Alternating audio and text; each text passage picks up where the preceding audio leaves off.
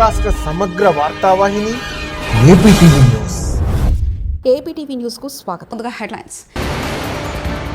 అసలు ఏంటి వక్ఫ్ బిల్? విపక్షాల రాద్ధాంతం దీనికి. మాపై ఆధిపత్యం వద్దు, గలీలోకి రావాల్సిందే, ప్రధానిపై రేవంత్ కామెంట్స్. చంద్రబాబు ఆనాడు హెచ్యూ భూములను ఒక ఫ్రాడ్ కంపెనీకి ఇస్తే 2012లో రేవంత్ రెడ్డి దాన్ని సమర్థిస్తూ మాట్లాడారు. ఎమ్మెల్యే జగదీష్ రెడ్డి. వైఎస్ఆర్సీపీ అధ్యక్షులు శ్రీ వైఎస్ జగన్ను కలిసిన ఫార్మసీ విద్యార్థిని అంజలి తల్లిదండ్రులు. తిరుమలలో తీసుకోవాల్సిన చర్యలపై సీఎం సమీక్ష. కేంద్రంలో మోదీ ప్రభుత్వం దశాబ్దాల నాటి వక్ఫ్ చట్టాన్ని మార్చాలని భావిస్తుంది. కొత్తగా తెచ్చే బిల్లు వక్ఫ్ ఆస్తులను ఇంకా మెరుగు వాడుకోవడానికి ఉపయోగపడుతుందని కేంద్రం అంటుంది. అయితే సంస్కరణల పేరుతో వక్ఫ్ ఆస్తులన్నీ స్వాధీనం చేసుకోవాలని కేంద్రం ప్రయత్నిస్తుందని విపక్షాలు ఆరోపిస్తున్నాయి. ఈ బిల్లును గత ఏడాది ఆగస్టులో లోక్సభలో ప్రవేశపెట్టారు.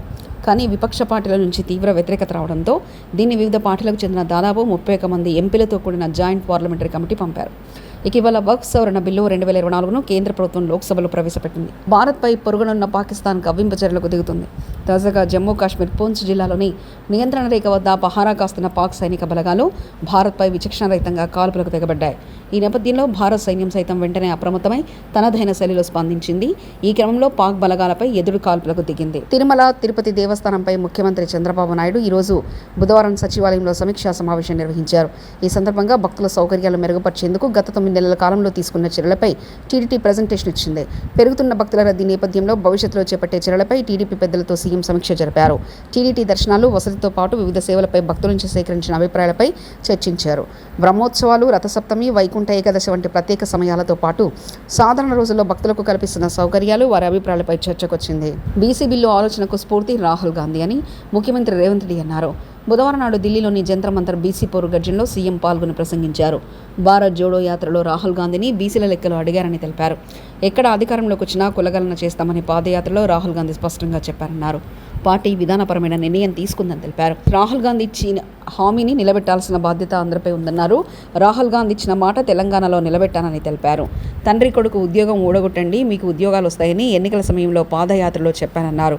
అన్న ప్రకారమే ఏడాదిలో 59,000 ఉద్యోగాలు నియమించారని తెలిపారు. అమ్మలాగా వ్యవహరించి వాళ్ళకి రిజర్వేషన్లను అమలు చేయడమే కాదు, సొంత ఇల్లు కట్టుకోవడానికి ఇల్లు ఇవ్వడమే, ఇందిరమ్మ ఇల్లు ఇవ్వడమే కాదు, ఆవిడ అసైన్మెంట్ చట్టాన్ని తెచ్చి భూస్వాముల దగ్గర వేలాది లక్షలాది ఎకరాలను ప్రభుత్వం గుంజుకొని ఎస్సీ ఎస్టీ బీసీలకు అసైన్మెంట్ పట్టాలు ఇచ్చి భూ యజమానులను ఇందిరమ్మ చేసింది.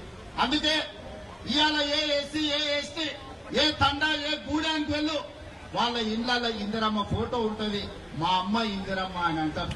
హెచ్సీలో చెట్లు నరకడం ఆపండి, రేపటి వరకు ఎలాంటి చెట్లు నరకడం కానీ ఎలాంటి పనులు కానీ అక్కడ చేయదంటూ హైకోర్టు ఆదేశం. విచారణ రేపటికి వాయిదా. కనిగిరి నియోజకవర్గంలో సీబీజీ ప్లాంట్కు ఐటీ విద్యాశాఖల మంత్రి నారా లోకేష్ బుధవారం భూమి పూజ చేశారు. అనంతరం మంత్రి బహిరంగ సభలో ప్రసంగించారు. ప్రకాశం జిల్లా అంటే గుర్తుకొచ్చేది పౌరుషం, ప్రేమ అని. 2019లో ఎదురుగాలి ఉన్న 4 సీట్లు గెలిపించారని, 2024లో 10 సీట్లు గెలిపించారని సంతోషం వ్యక్తం చేశారు. ప్రకాశం జిల్లాను గుండెల్లో పెట్టుకుని అభివృద్ధి చేస్తామని లోకేష్ స్పష్టం చేశారు. అమరావతిని ఏపీ రాజధానిగా అందరి ఆమోదంతో ప్రకటించనున్నారు. కర్నూలు జిల్లాకి విద్యుత్ సోలార్ కంపెనీల్ని తీసుకొచ్చాం. ఇంకో పక్కన ప్రకాశం జిల్లాకి పెద్ద ఎత్తున ఆక్వా రంగాలను ప్రోత్సహించాం. ఇంకా ఉత్తరాంధ్రని విశాఖపట్నాన్ని ఏకంగా ఐటీ ఫార్మా హబ్గా కూడా మనం తయారు చేసుకున్నాం.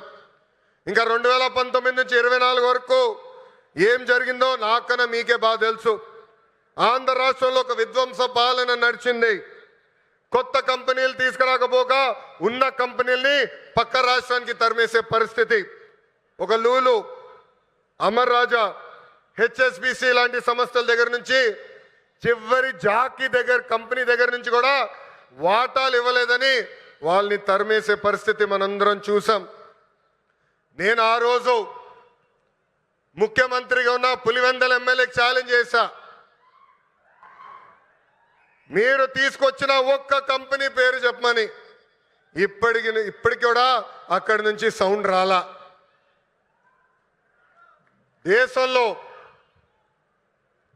దేశంలో ఎప్పుడు జరిగిన విధంగా నేను పాదయాత్ర చేశా. ఒక మాటలో చెప్పాలంటే యువగలం పాదయాత్ర నాలో మార్పు తీసుకొచ్చింది. గంగాధర్ నెల్లూరు నియోజకవర్గం చిత్తూరు జిల్లాలో ఉంటుంది. ఆ నియోజకవర్గంలో పాదయాత్ర చేస్తున్నప్పుడు ఒకరోజు రాత్రి చివరి గ్రామం అక్కడ నేను నడుస్తున్నప్పుడు ఒక తల్లిని చూసా. రోడ్డు మీద కూర్చుని బోండాలు వేస్తుంది. ఆమెను అడిగా, అమ్మా ఆకలేస్తుంది, నీ పక్కన కూర్చోవచ్చా, నాకు బోండాలు వేస్తాను అడిగా. స్టూల్ లాగేసి కూర్చో బాబాని చెప్పింది. ఆమె మాట్లాడుతూ ఆమెను అడిగా, ప్రభుత్వం నుంచి మీరేం ఆశిస్తున్నారు? ఆమె అప్పుడు చెప్పింది, మద్యంకి మా భర్త బానిసుడయ్యి చనిపోయాడు, 30 సంవత్సరాలుగా నేను ఇక్కడ కూర్చుని బోండాలు వేస్తున్నాను. వైఎస్ఆర్సీపీ పాలనలో పేదల నోట్లకి 4 ముద్దలు వెళ్లేవని, కానీ కూటమి ప్రభుత్వం వాళ్ళ ముందు నుంచి ఉన్న కంచెం లాగేసిందని వైఎస్ఆర్సీపీ అధినేత మాజీ ముఖ్యమంత్రి వైఎస్ జగన్మోహన్ రెడ్డి అన్నారు. వైఎస్ఆర్సీపీ స్థానిక సంస్థల ప్రజాప్రతినిధులతో బుధవారం తాడేపల్లిలోని కేంద్ర కార్యంలో భేటీ అయిన ఆయన ఈ సందర్భంగా కూటమి అరాచకాలను ఎదురొడ్డి నిలిచిన వాళ్ళ తెగువలను అభినందించారు. ఇంకొకటి గోపవరం, ఇది మా కడప జిల్లా. దీంట్లో ఉప సర్పంచ్ పదవికి ప్రొద్దుటూరు కాన్స్టిట్యున్సీ నియోజకవర్గంలో ఉప సర్పంచ్ పదవికి సంబంధించిన ఎన్నిక. ఇందులో 19 గెలిచాం మనం. వాళ్ళు గెలిచింది కేవలం ఒక 4 ప్రలోభపెట్టి తీసుకున్నారు. అయినా కూడా వాళ్ళ బలం ఎంత? ఆ 1 + ఈ 4 5, మిగిలిన 15 మనవే. ఏం చేస్తూ ఉన్నారు?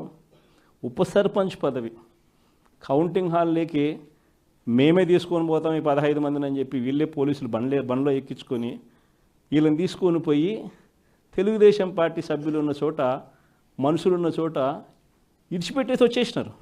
అంటే వాళ్ళను కొట్టమని, దౌర్జన్యం చేయమని, రానికుండా చేయమని చెప్పి పోలీసులు. అయినా కానీ వెనకాల మన జీపులు ఫాలో అవుతూ ఉన్నాయి కాబట్టి వెంటనే వాళ్ళని ఎక్కించుకొని మళ్ళీ తీసుకొని తీసుకొని పోయేసరికి కౌంటింగ్ హాల్లోకి పోయేసరికి మన ఎమ్మెల్యే అభ్యర్థిని లోపలికి పంపించరు. మన ఎమ్మెల్యే అభ్యర్థి రారు, కానీ వాళ్ళ మనుషులందరూ లోపల ఉంటారు. అక్కడ ఇంకా నకిలీ వార్డు మెంబర్లతో ఐడి కార్డులు క్రియేట్ చేసి ఎన్నికల అధికారి లాస్ట్కి అది నకిలీ, ఇవి మేము ఒప్పుకోము అని చెప్తే ఎన్నిక వాయిదా జరిగింది. అది మళ్ళా రెండో రోజు మళ్ళీ ఎన్నికకి పిలిచినారు. రెండో రోజు మళ్ళీ ఎన్నికకి వెళ్ళిపోతే రెండో రోజు ఏమంటాడు, ఎన్నికల అధికారి గుండెపోటు అంట. మళ్ళీ వాయిదా. బలం లేనప్పుడు ఇవన్నీ చేస్తూ ఉండరు. తిరుమలలో తరచూ సంఘ వ్యతిరేక కార్యక్రమాలు జరుగుతూనే ఉన్నాయని వైఎస్ఆర్సీపీ అధికార ప్రతినిధి భూమన కరుణాకర్ రెడ్డి తిరుమలకొండపై 4 సార్లు ఎర్రచందనం పట్టుకున్నారు. తిరుమలలో మద్యం, గంజాయి విచలవిడిగా దొరికాయి. మంత్రి నారా లోకేష్ పిఏ 10 నుంచి 12 లీటర్లు పంపిస్తున్నారంటే అసలు ఏం జరుగుతుంది? వైకుంఠ ఏకాదశి తొక్కిసలాట ఘటన చోటు చేసుకుందని చెప్పుకొచ్చారు. కొండ మీద ఇలాంటి సంఘ వ్యతిరేక కార్యక్రమాలు ఒక పక్క, తిరుమల పవిత్రతను దెబ్బతీసే విధంగా సాక్షాత్తు అధికారులే వ్యవహరిస్తున్నటువంటి తీరు మరో రకంగా విరాజిల్లుతున్నాయి. సాంబశివరావు అనేటువంటి ఒక లోకేష్ గారి పిఏ, ఆయన గారు పిఎస్ టు సిఎంఓ అన్న పేరుతో ప్రతిరోజు దాదాపు 10 నుంచి 12 ఉత్తరాలు పంపిస్తూ వాటికంతా కూడా విఐపి దర్శనాలు ఏర్పాట్లు చేస్తూ ఇంకా అనేక రకాలైనటువంటి సేవా దర్శనాలన్నీ కూడా ఏర్పాటు చేయటం అన్నది చాలా రెడ్ హ్యాండెడ్గా దొరకటం జరిగింది. అంటే ఒక మంత్రికే రోజుకు ఒక లెటర్కు మించి 6 మందికి మించి దర్శనం ఇవ్వము అని ప్రకటించినటువంటి కూటమి ప్రభుత్వంలో నారా లోకేష్ గారు అనేటువంటి ఒక మంత్రి పిఎస్ టు సిఎంఓ అన్న పేరుతో రోజుకు 10 నుంచి 12 లెటర్లు దర్శనానికి పంపిస్తున్నారంటే మా కాలంలో ఏమో. ముఖ్యమంత్రి చంద్రబాబు మాట్లాడే మాటలకు చేసే పనులకు సంబంధం లేదని మాజీ మంత్రి ఆర్కే రోజా అన్నారు. ఎన్నికల్లో ఈవీఎంలను మేనేజ్ చేసిన చంద్రబాబు కరువును మేనేజ్ చేయలేకపోతున్నారని ఆగ్రహం వ్యక్తం చేశారు. ఇప్పుడు పెట్రోల్ పంపుల దగ్గర సెల్ఫీలు తీసుకునే దమ్ము లోకేష్కు ఉందా అని సవాల్ విసిరారు. మళ్ళీ అంటూ ఆ పెన్షన్ కార్యక్రమానికి వెళ్ళటం, ఏ విధంగా ఆయన మాట్లాడుతున్నారో మనం అందరం కూడా చూస్తున్నాం. నిజంగా జగన్ నొక్కిన బటన్లన్నీ మేమిచ్చే పెన్షన్లు అంతే. ఎంత నిస్సిగ్గుగా అబద్ధం చెప్పటం అనేది ఆయనకే చెల్లింది. ఆయనకి అండగా నిలిచిన ఆ పత్రికలు రాయటం అనేది వాళ్ళకే చెల్లింది. ఎంత దురదృష్టకరం అంటే చంద్రబాబు నాయుడు అధికారంలో ఉన్నప్పుడు 2014 to 19 39 లక్షల మందికి మాత్రమే పెన్షన్లు ఇచ్చేవారు. కానీ జగన్మోహన్ రెడ్డి గారు దాన్ని దాదాపుగా 3,000 వరకు పెంచుకుంటూ పోతూ 66,34,742 మందికి ఇచ్చారు. అంటే ఎన్ని లక్షల మందికి ఎక్స్ట్రాగా మనం ఇచ్చాం అంటే ఇంతమంది బెనిఫిషియర్స్ని తెలుగుదేశం పార్టీ ఎలా మోసం చేసింది 2014 నుంచి 19 వరకు అనేది రాష్ట్ర ప్రజలందరికీ తెలుసు. రాష్ట్రంలో కూటమి ప్రభుత్వం ఏర్పడి 10 నెలలు అవుతుందని కేవలం ప్రచార ఆర్భాటానికి చంద్రబాబు పరిమితం అవుతున్నారని అనంత వెంకటరామరెడ్డి విమర్శించారు. సూపర్ 6 హామీలతో పాటు జగన్ అందించిన సంక్షేమం కంటే రెట్టింపు సంక్షేమాన్ని అందిస్తామని ఎన్నికలకు ముందు చంద్రబాబు, పవన్ కళ్యాణ్ ప్రచారం చేశారన్నారు. ఈ నెల 10 నెలల్లో ఒక్క పథకాన్ని కూడా పూర్తి స్థాయిలో అమలు చేయలేదన్నారు. సిలిండర్లు మాత్రమే అరకొరగా అందిస్తున్నారని తెలిపారు. పాత సీసాలో కొత్త సారా అన్నట్లు కొత్త పేర్లతో ప్రజలను మభ్యపెడుతున్నారని మండిపడ్డారు. అనంతరం వైఎస్ఆర్సీపీ జిల్లా అధ్యక్షులు మాజీ ఎమ్మెల్యే అనంత వెంకటరామరెడ్డి ప్రెస్ మీట్ నిర్వహించారు. ఒక ప్రచార ఆర్భాటం ప్రతి నెల ఏ సమస్య వచ్చినప్పుడు లేకపోతే ప్రతి నెల ప్రజలను వచ్చి డైవర్ట్ చేయడానికి ఒక ప్రచార ఆర్భాటం, దానికి తగిన విధంగా కూడా వేదికలు చేసుకోవడం, చెప్పిన అబద్ధాలు చెప్పుకోకుండా కేవలం ఈరోజు జగన్మోహన్ రెడ్డి గారు కానీ వైఎస్ఆర్ కాంగ్రెస్ పార్టీ ప్రభుత్వం లేకుండా ఈ రాష్ట్రంలో 10 నెలలు అయిపోయినా అంటే దాదాపుగా వారికి ఇచ్చిన టైంలో 1 కింద 5వ భాగం అయిపోయింది మాత్రమే ప్రచారం చేసుకుంటూ కుట్రలు పన్నుతూ ముందుకు పోతున్నాడు తప్ప ఈ రాష్ట్ర అభివృద్ధి విషయంలో కానీ లేకపోతే జిల్లా అభివృద్ధి, అనంతపురం జిల్లా అభివృద్ధి కావచ్చు, ఉమ్మడి జిల్లా అభివృద్ధి కావచ్చు, ఎక్కడ కానీ ఎక్కడ ఒక అడుగు కూడా ముందుకు పడిన వైనం కూడా సంక్షేమ కార్యక్రమాలు అంటే అవి కూడా ఏం చేయలేకపోయాడు. గ్యాస్ కూడా అరకొరగానే పూర్తిగా ఏదైతే చెప్పాడో అది కూడా పూర్తిగా ఇవ్వలేకపోయాడు ఎక్కడ కానీ. దాంట్లో ఒకటి చేయడం జరిగింది. కానీ ఈరోజు కొత్త పదాలు, అదేదో పాత సీసాలో కొత్త సారా పెట్టినట్లుగా కేవలం కొత్త పేర్లతో ఈరోజు ప్రజల ముందుకు వచ్చి ప్రజలను మభ్యపెట్టాలనే ఒక ప్రయత్నం ఈ రాష్ట్రంలో 10 నెలల నుంచి కూడా జరుగుతుంది. తాడేపల్లి వైఎస్ఆర్సీపీ కేంద్ర కార్యాలయంలో వైఎస్ఆర్సీపీ అధ్యక్షులు మాజీ ముఖ్యమంత్రి వైఎస్ జగన్ను కలిసిన రాజమహేంద్రవరం ఆత్మహత్యాయత్నం చేసిన ఫార్మసీ విద్యార్థిని నల్లపు నాగా అంజలి తల్లిదండ్రులు తమ కుమార్తె ఆత్మహత్యాయత్నానికి కారణమైన వారిని కఠినంగా శిక్షించేలా ప్రభుత్వంపై ఒత్తిడి తేవాలని వైఎస్ జగన్ను కోరిన అంజలి తల్లిదండ్రులు అనంతలక్ష్మి, దుర్గారావు, అంజలి కుటుంబానికి న్యాయం జరిగే వరకు పూర్తి అండగా ఉంటామని శ్రీ వైఎస్ జగన్ హామీ.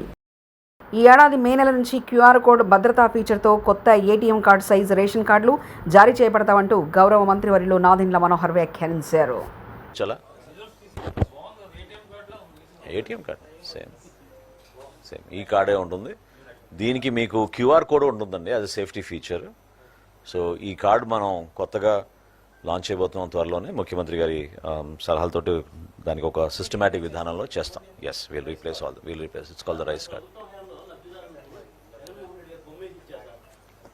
బ్యాక్లో family member details, all the family member details will be there. ఇది గతంలో కన్నా మీరు చూసారు సో క్లియర్. ఇదివరకు మీకు కనపడేది కాదు, పెద్ద కార్డు ఉన్నా కూడా మీకు కనపడేది కాదు. ఇక్కడ ఏంటంటే చాలా క్లియర్గా మీకు కనపడేటట్టు ఈ ఏర్పాటు చేసాం. ఇంకా ముఖ్యం ఏంటంటే దీంట్లో మీకు అంటే ఎన్ని నంబర్ ఆఫ్ కార్డ్స్ అనేది మనకి భూమి నిజంగా ప్రభుత్వాందైతే ఈ దొంగల్లాగా రాత్రిపూట ఎందుకు వెళ్తున్నారు రేవంత్ రెడ్డి? నువ్వు కూడా నీ గురువు చంద్రబాబు లాగానే 4th city, 420 city, 4 brothers city అని ఏదో కడుతున్నావు కదా, అక్కడ తీసుకో 400 ఎకరాలు. శని ఆదివారాలు మాత్రమే పనిచేస్తావా అని హైకోర్టు ఎన్నిసార్లు చివాట్లు పెట్టినా రేవంత్ రెడ్డికి బుద్ధి రాలేదంటూ మాజీ మంత్రి ఎమ్మెల్యే జగదీష్ రెడ్డి అన్నారు. సిటీ అని చాలా సిటీలు కడుతున్నారు కదా, ఆడ ఉన్నది కదా భూమి. 400 కాకపోతే 1400 ఎకరాలు ఇచ్చుకోవడానికి ఉంది కదా. 14,000 ఎకరాలు మేమే సేకరించి పెట్టిపోయిన భూమి ఉన్నది కదా అక్కడ ఫార్మాసిటీ పేరు మీద. 30,000 ఎకరాలు చేస్తే 40,000 ఎకరాలు చేస్తే అని తిరుగుతున్నారు కదా మీరందరూ. 200 ఫీట్ల రోడ్లు వేస్తే 400 ఫీట్ల రోడ్లు వేస్తే అని చెప్పి ప్రజల భూమి లాక్కుంటున్నారు కదా. అక్కడ అమ్ముకోవచ్చు కదా నువ్వు. పిల్లలు వద్దన్న చోటనే అమ్మాలనే నీ పట్టుదలైంది. ఎవరిని మోసం చేయడం కొరకు, ఎవరిని దగా చేయడం కొరకు.